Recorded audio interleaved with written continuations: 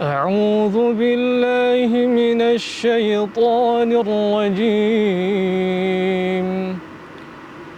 وإذا سمعوا ما أنزل إلى الرسول ترى أعينهم تفيض من الدمع مما عرفوا من الحق يقولون ربنا آمنا فاكتبنا مع الشاهدين صدق الله العظيم. Assalamualaikum Ustaz. Waalaikumsalam warahmatullahi wabarakatuh. Mau ngobrol-ngobrol nih sama Kamu Ustaz ngobrol boleh ya? nggak? Alhamdulillah, silakan. Iya. Kebetulan saya juga lagi luang waktunya. Saya ambil dulu kursi Oh, ya? Ustaz ya. Silakan Mas Ghazali. Silakan duduk Mas. Iya, terima kasih Ustaz. Lagi kegiatan apa nih Ustaz? Kayaknya lagi dari sana saya lihat Ustaz lagi mendengarkan segala sesuatu itu kayaknya indah banget tuh. Lagi apa sih Ustaz? Alhamdulillah lagi merojaah Mas Ghazali. Oh, lagi murojaah. Lagi merojaah Al-Quran, perbanyak membaca Al-Quran dan lain sebagainya. Dan terlebih karena saya juga menghafal Al-Quran Mas. Jadi banget, kewajiban ya. saya untuk merojaah Al-Quran. Berarti pas banget nih Ustadz nih saya datang ke sini nih. Emang bener nih dari kemarin saya juga ingin coba tanya-tanya nih. Makanya ada yang mau saya tanya nih sama Ustadz. Nah Ustadz, kiat-kiat apa aja sih Ustadz biasanya yang memang digunakan Ustadz sendiri nih untuk menjadi seorang hafiz Al-Quran Ustadz? Untuk kiat-kiat sih Alhamdulillah yang pertama menurut kami yang harus niatnya dulu diperbaiki. Niat karena Allah Subhanahu wa Ta'ala. Karena dengan niat segala hal bisa dicapai. Dengan niat akan mencapai tujuan yang diinginkan. Yang pertama niat dulu diperbaiki, bahwa niat menghafal Quran karena Allah Subhanahu wa Ta'ala, itu yang pertama. Kemudian yang kedua ya karena kita tahu bahwa menghafal Quran keutamaannya sangat luar biasa sekali Mas Ghazali. Iya benar banget ya. Yang pertama diakui sebagai keluarga Allah, ahlullah, keluarga Allah di dunia, luar biasa. Memang ya. Dan yang kedua akan mendapatkan mahkota kemuliaan nanti di surga Allah Subhanahu wa Ta'ala, dan mendapatkan reward dari Allah berupa syafaat. Jadi bisa menolong keluarga kita kalau seandainya ada yang dipastikan masuk neraka, bisa kita angkat, bisa kita selamatkan menuju surga Allah Subhanahu wa Ta'ala. Jadi itu motivasi dunia dan akhiratnya. Jadi dapat double antara dunia dan akhirat. Jadi niat karena dunia dan akhirat. Itu berarti namanya memang murojaah. Menghafal Quran, dan saya sudah hafal, kemudian murojaah merupakan kewajiban. Jadi menghafal Quran itu hukumnya sunnah. Namun ketika kita sudah menjadi penghafal Quran, maka itu menjadi wajib hukumnya untuk memurojaah Al-Quran. Itu jadi rutinitas yang harus dilakukan oleh para penghafal Al-Quran. Namanya murojaah Al-Quran, itu mengulang-ulang hafalan Al-Quran. Berarti saya juga bisa ya menjadi seorang hafiz. Sangat bisa Mas Ghazali. Yang penting ada niat dulu. Itu yang penting. Yang kedua juga kemauan yang kuat. Karena sebagaimana kehidupan selalu ada lika-liku, pun juga hafalan Quran ada lika-likunya. Yang pertama apa? Rasa malas pasti. Itu udah pasti di mana-mana itu. Kamu malas ada di setiap pekerjaan, ya kan? Pasti, betul. Jadi kalau tidak ada niat yang kuat, tidak ada semangat, tentu akan menurunkan keinginan kita, ya kinerja kita, hafalan kita, dan bahkan menghentikan kita untuk menjadi penghafal Quran atau melanjutkan hafalan Al-Quran. Nah, kalau Ustadz sendiri ini metodenya apa nih yang digunakan untuk menghafal Al-Quran itu sendiri? Sebenarnya ada beberapa metode, cuman yang saya pakai metodenya itu metode talaki namanya. Oh, metode talaki. Jadi metode talaki ini pernah juga diajarkan oleh Malaikat Jibril alaihissalam kepada Nabi Muhammad SAW ketika beliau menurunkan Al-Quran dari Allah Subhanahu wa Ta'ala, menurunkan kepada Nabi Muhammad SAW dengan metode talaki. Talaki itu? Iya, jadi Jibril alaihissalam membaca, lalu kemudian Nabi Muhammad SAW mendengarkan, lalu kemudian Nabi Muhammad SAW menyetorkan apa yang dia dengarkan kepada Malaikat Jibril. Jadi itulah kira-kira metode talaki itu. Jadi ibarat kata antara guru dan murid.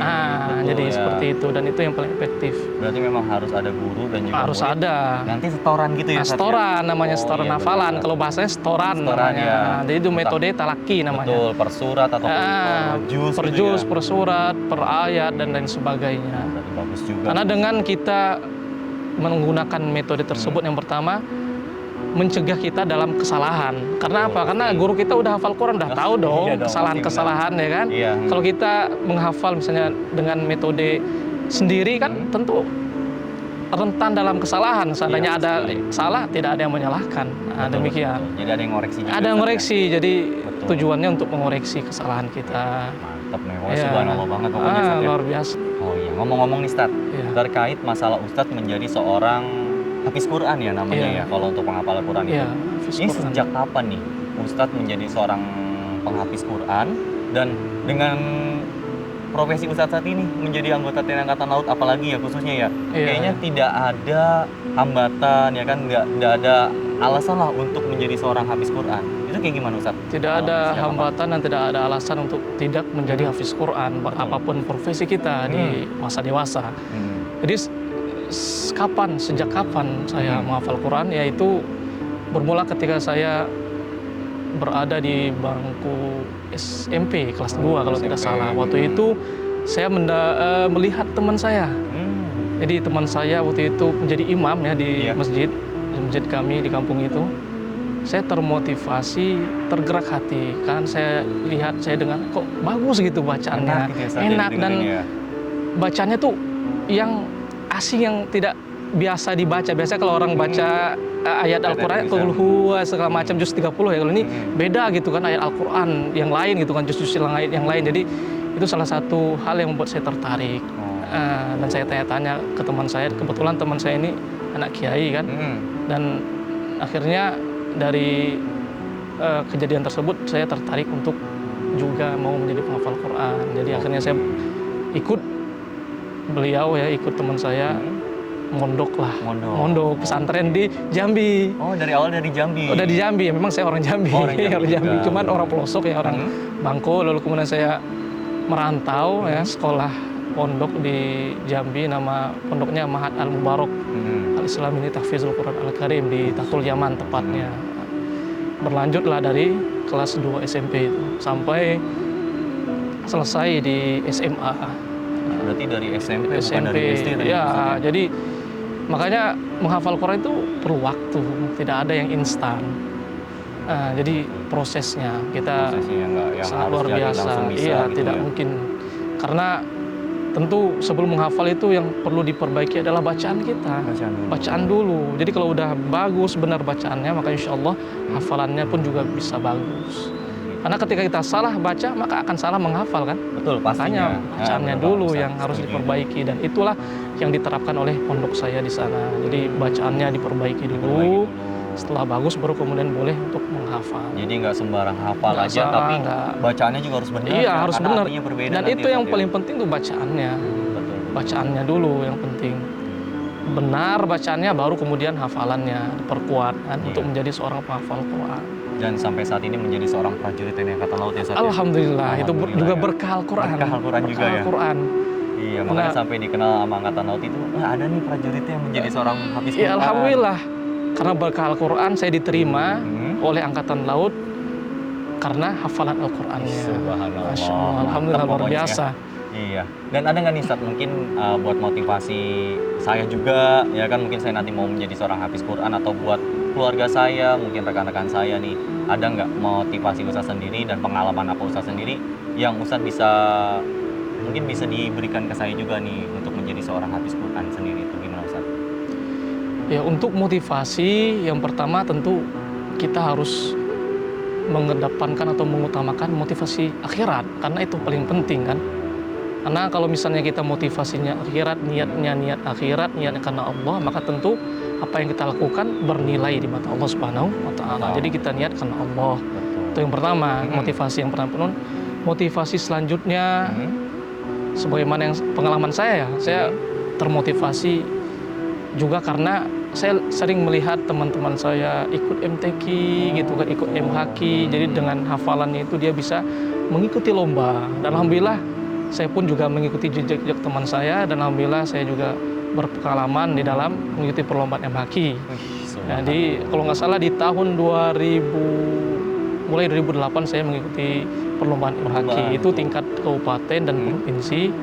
Kemudian berlanjut terus, dan di tahun 2010 alhamdulillah saya mendapatkan predikat pertama juara MHQ tingkat 10 juz Provinsi Jambi dan mewakili Provinsi Jambi di tingkat nasional di Bengkulu pada saat itu.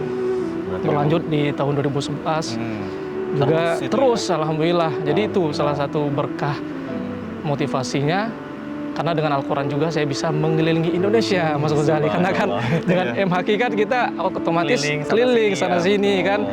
Dia perlombaannya di mana kita akan berlomba di sana kan. Kemarin di Bengkulu, kalau kemudian selanjutnya di Maluku ya kan. Dan alhamdulillah karena Al-Quran juga. Dan sampailah saya pada saat ini berdinas di Angkatan Laut karena juga karena Al-Quran. Jadi semangat juga pastinya. Semangat. Betul. Itu motivasi yang bisa diambil dari pengalaman saya. Kemudian di militer ternyata juga ada. Ada juga Ustaz. Ada juga. Jadi nggak menutup kemungkinan bahwa menjadi seorang prajurit militer saat ini Ustaz, tetap masih ada juga. Tetap masih ada juga yang bisa menghafal, bukan hanya dari awal ketika dia kecil, ada juga yang menghafal ketika dia dalam keadaan berdinas, dan itu ada salah satu pasukan khusus. Iya, penyelam kalau tidak salah itu. Beliau menghafal ketika beliau sudah berdinas di Angkatan Laut. Dan motivasi selanjutnya juga perlombaan MHQ ini, insya Allah akhir tahun ini ada perlombaan MHQ tingkat internasional. Subhanallah ini. Tingkat internasional militer sedunia di Arab Saudi kalau tidak salah. Jadi itu motivasi yang bagus bagi rekan-rekan untuk bisa menghafal Al-Quran. Selain karena motivasi akhirat, juga motivasi dunia untuk bisa mengharumkan nama pribadi, nama keluarga, dan nama besar Angkatan Laut. Subhanallah, pastinya mantap.